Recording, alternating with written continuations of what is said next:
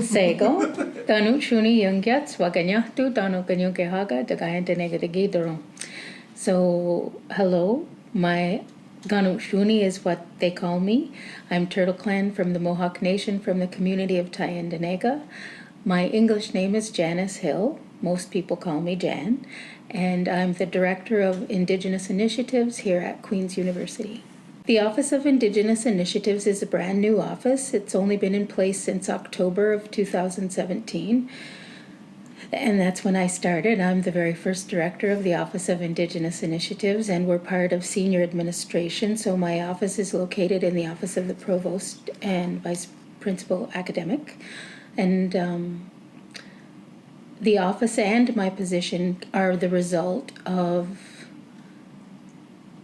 a consultation process we undertook around after the calls to action were released from the Truth and Reconciliation Commission.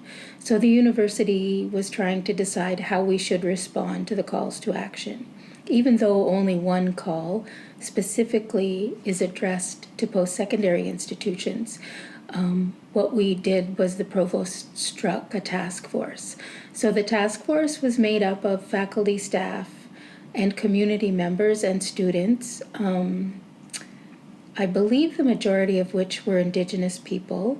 I'm trying to remember, but there was a larger task force and then a small core group, and the core group was primarily Indigenous people. And what we did was set up 6 specific consultations where we asked specific questions about how could the university respond or engage Indigenous community in realizing the calls to action, or in realizing whatever the pertinent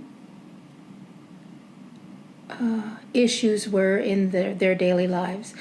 So we undertook that over several weeks, a few months, and we provided a report to the provost and the principal, which contained 25 recommendations on how Queens could respond. And that report is called Extending the Rafters. It's the TRC Task Force report. And one of the recommendations was to strike the Office of Indigenous Initiatives and to hire a director of that office. So that's how my position came to be. And the purpose of my position and the office is to see that all 25 recommendations are carried out. So the recommendations range, we broke them down thematically, so they range in areas such as welcoming, where we talk about providing welcoming environment for Indigenous faculty, staff, students, and community, and creating higher visibility of Indigenous presence at the university. One of the things the principal did right away was requested every faculty and department at the university come up with a 5-year plan of how they're going to indigenize the curriculum, how they're going to incorporate Indigenous ways of knowing and being within the curriculum, because we decided here to take the approach of having Indigenous knowledge integrated across the curriculum rather than having a mandatory course, so that students in every faculty in every school throughout their career at Queen's will learn something about Indigenous history, culture, knowledge in some format. Normally, that's most relevant to their area of study, because here at Queen's we have a large undergraduate population, but we also have a lot of professional schools, so law, medicine, business, and then we have like the Faculty of Engineering and Applied Science. So to make Indigenous knowledge relevant to people within their field, so they're going out with a better understanding of the history and the place of Indigenous people in Canada. One of the things I've always said here is that Queen's is a university that graduates leaders, decision makers, and policy makers, and I believe that we do them and ourselves and this country a disservice if they leave here without having knowledge of the history of Indigenous people in this country and our relationships and how our relationships need to change. So that's that's how we're approaching the work of reconciliation. And just to use the word of the day, I know there are a lot of people that would rather not use that word, but that's our word of the day. So that's what the purpose of my office is, and that's the work I do. And it ranges in everything from curriculum to physical environment to hiring of faculty staff, recruiting more students, all with an Indigenous lens. Of my specific office, it's really university students, staff, and faculty. But part of the work I do is with the Four Directions Aboriginal Student Centre and the Division of Student Affairs. And through the Four Directions Aboriginal Student Centre, we do outreach programming with Aboriginal youth. So I think grades 7 to 12. And through relationships with the Aboriginal Access to Engineering program, they do outreach into elementary school. So we're reaching out to children in like grades 3 and 4, I think, up to the end of high school and then into their post-secondary education. And beyond, because we do have programming for adults as well. So it's kind of a cradle-to-grave approach. Overall, the aim or the goal of my office and this program is to make Queens a more welcoming and inclusive community for Indigenous peoples. And we're also focusing on the whole theme of diversity and inclusion. So there's a lot of work on campus as well, trying to achieve the same outcomes for racialized groups. So we work together in some avenues when it's appropriate, but I also always encourage that our situations and our histories and our relationships with the country are very much different. Indigenous people and racialized populations, and it's important for people to understand that we can't all be lumped together. In my estimation, I'd say the learning objectives are for the general Canadian population, the students who come through here, to have a better understanding of the historical relationship of the country to Indigenous peoples, which includes relationships, and especially treaty relationships, and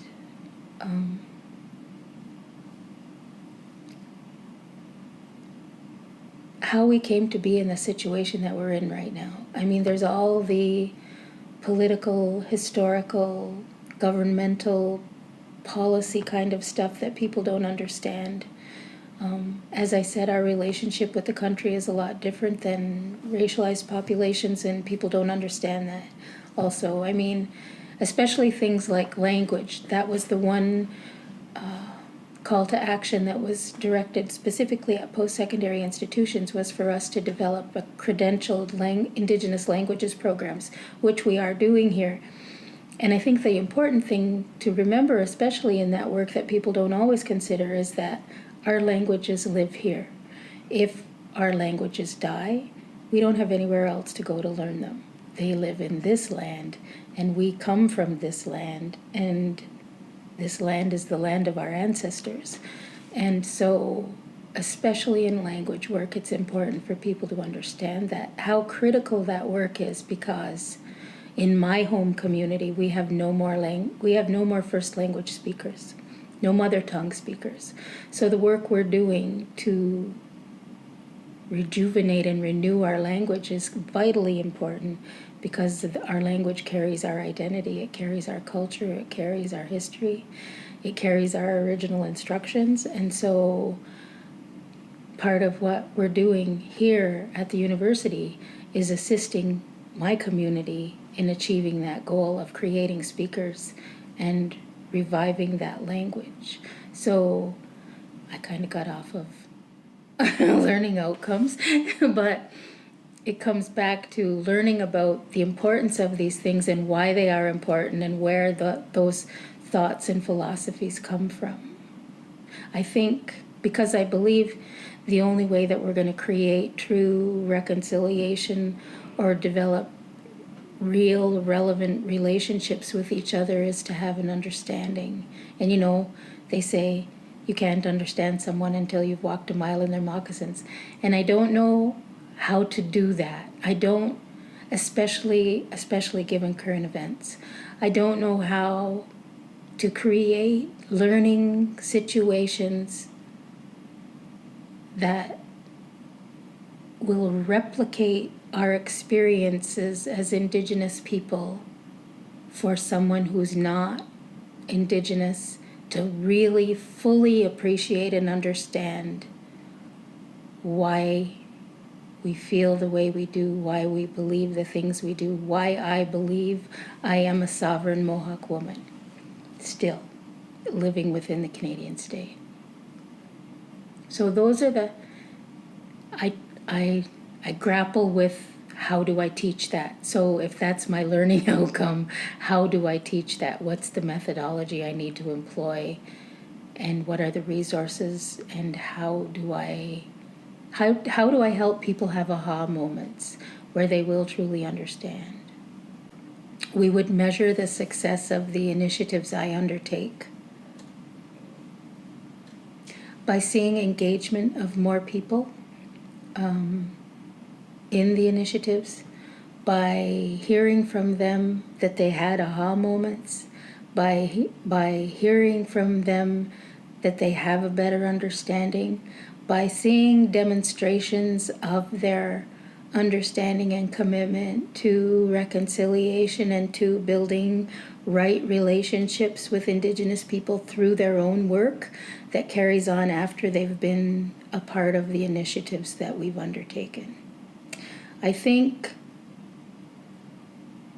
the measurements of success of the work I'm doing may not be apparent for years to come. And that's okay, because I'm working to make a better world for my grandchildren and their grandchildren. But if we can see, especially graduates from this university, going into leadership and policy and decision-making positions and understanding more fully the experience of Indigenous people, and that being reflected in the decisions and the policies that are being made at the government level or even at the municipal level in people's work, then I will feel like my work has been worthwhile. Indigenous education is learning to be a good human being and living a good life without causing harm to self, others, or the environment. At the beginning of time, we were all given original instructions. And in my understanding, in my culture, our original instructions were every day to acknowledge and give thanks for everything that's been provided on this earth and allowed us to live. Every day to give thanks that you opened your eyes and drew breath. And for all of creation, everything that's there. And I think, and my understanding further, is that every part of creation was also given original instructions. The trees were given instructions, the wind, everything. And if even one thing stops following their original instructions, I know that I will cease to exist as a human being, because I need all of those things. They don't need me, but I need them.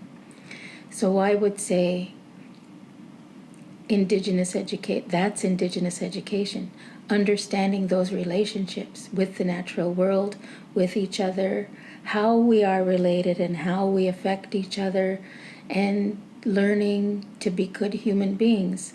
In 1973, Indian Control of Indian Education said, we want our children to learn the skills they need to be successful in the world, but also to be good human beings. At the end of the day, we need to learn to be good human beings with each other.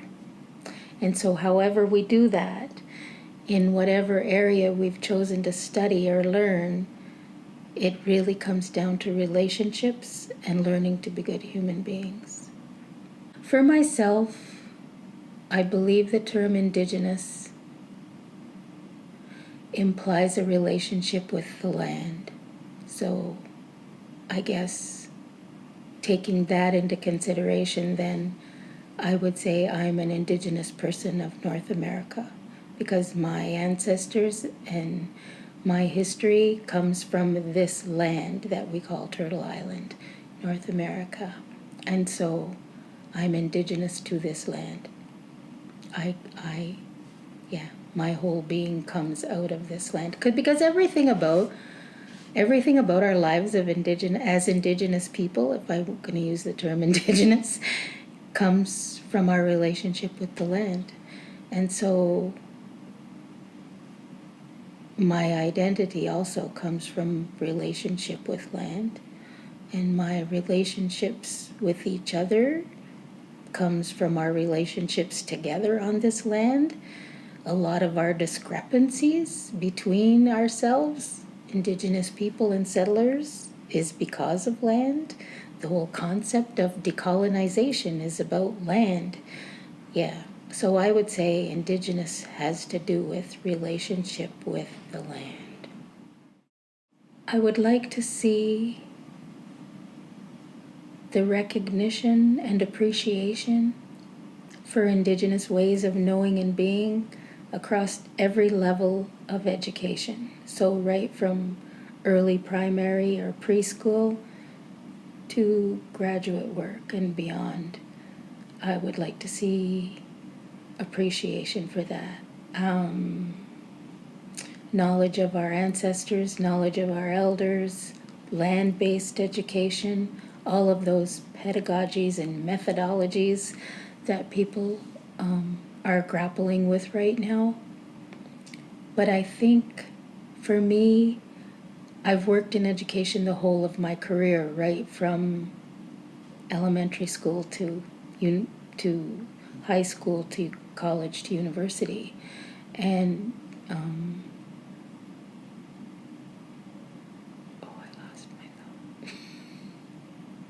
I would say the most successful endeavors I've undertaken have been when the education program has utilized multi-generational learning, because I believe that's the way education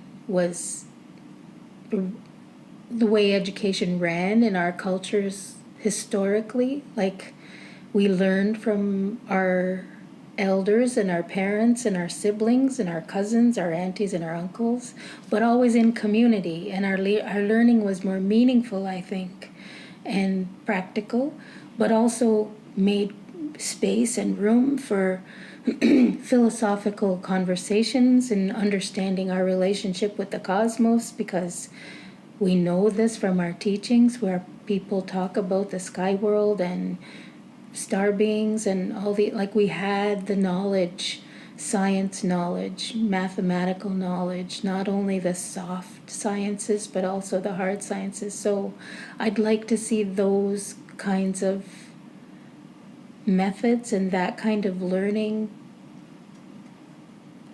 have more value in future in education again, because I really believe that again is the way to make good human beings. For me, a lot of it revolves around the language and cultural learning. We have two specific streams of education in Tyendinaga. We have the Quinte Mohawk School, which is a federal school, so it's ruled by Indigenous and Northern Affairs policy. And the curriculum they follow is primarily the Ontario curriculum, with some cultural and language components added in. And then we have Gawana Uwe, which is our early primary immersion school, but it only goes up to grade 4 or maybe grade 3 this year because of teacher turnaround. And so I'd like to see Gawana Uwe be a fully funded and functioning part of the education system, because I believe that's one way we're going to reclaim and save our language. We also have two streams in secondary.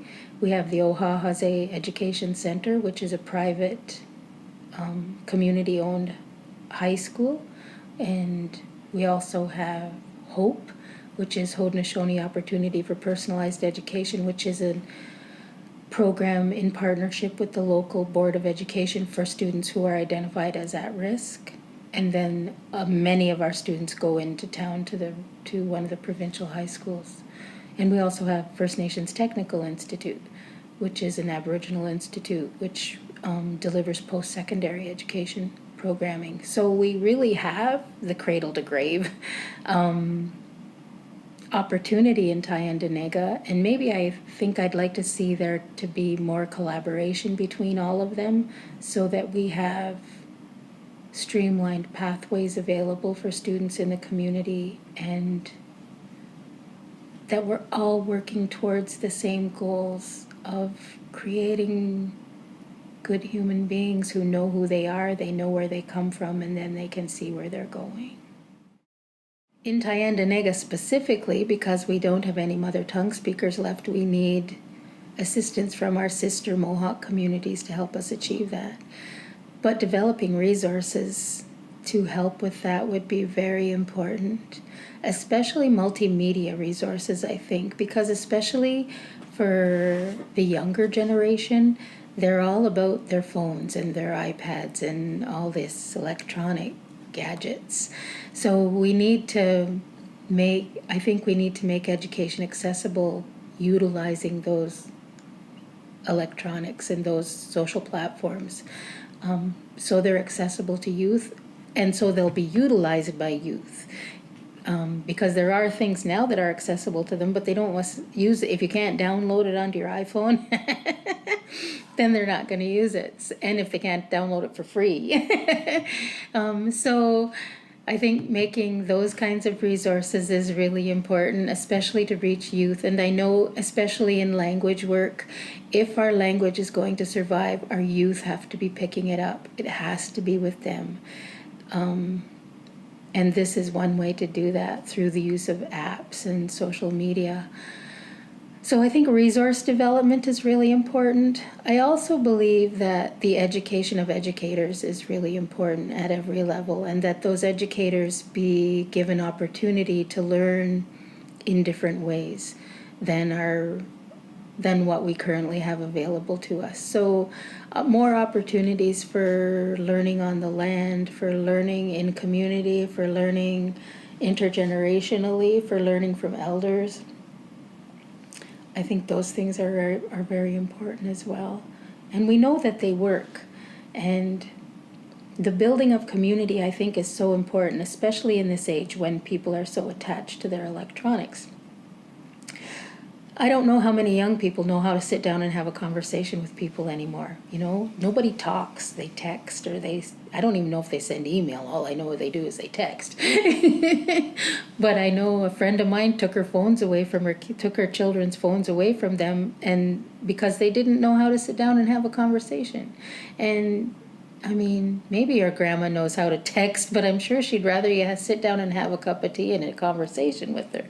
So it's important to learn those things. And I know with myself, my youngest son, who's 19, never learned how to cursive write in school. And I'm just like, how could you not learn to cursive write? You know, like and when we talk about those things, everybody thinks we're talking about old-fashioned things, but there's still skills that are important.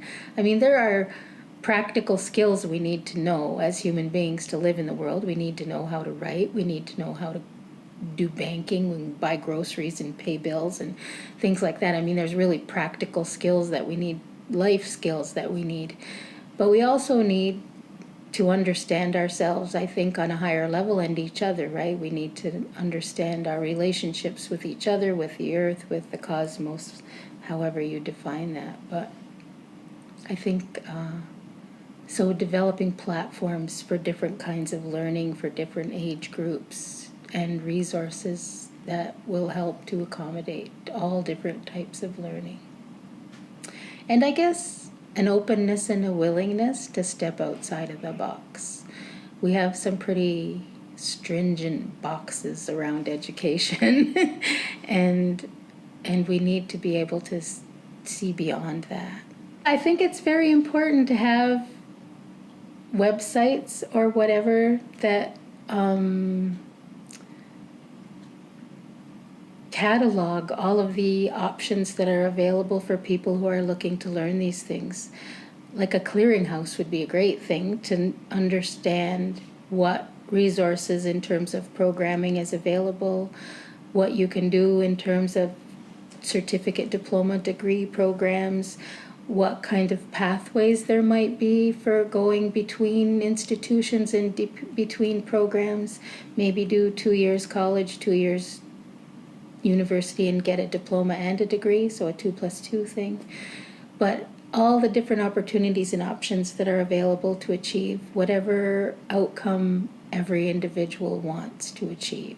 If there was a website where you could explore all the different programs that are available that have to do with Indigenous knowledge, Indigenous learning, Indigenous education, or however you want to phrase it, Haudenosaunee education, Anishinaabe education, then I think that would be very helpful to have that as a resource. I know there's some that are done provincially, but I don't know that there's one nationally. It would be nice to have a national database on a website or something, and maybe even international, because I know there's a lot of really innovative work being done in other countries like New Zealand and Australia that people aren't necessarily aware of. That might be an opportunity. I mean, and along with that, they would need to be able to investigate funding options to study it abroad or study elsewhere. And I mean, even delivery options, because if I want to take a course somewhere else, I don't necessarily have to go there. I might be able to do it electronically, which is one of the high points, I think, of all the electronics, is that I can take a course from New Zealand if I want to on the internet. But I mean, there's pros and cons to that. I can do the course and get probably a lot out of it, but I would get a lot more, I think, if I was sitting in a room with people who are studying the same thing. I mean, I guess you can do that to some capacity with Skype and Desire to Learn and things like that. But yeah, so I think a database or a website that housed all of these things would be very useful.